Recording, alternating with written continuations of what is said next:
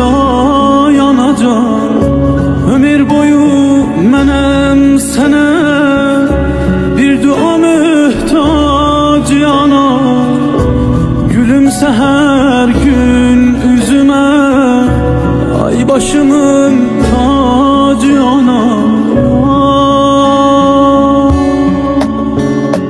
Ay anacan gülüşlerin solar eğer sen olmasan.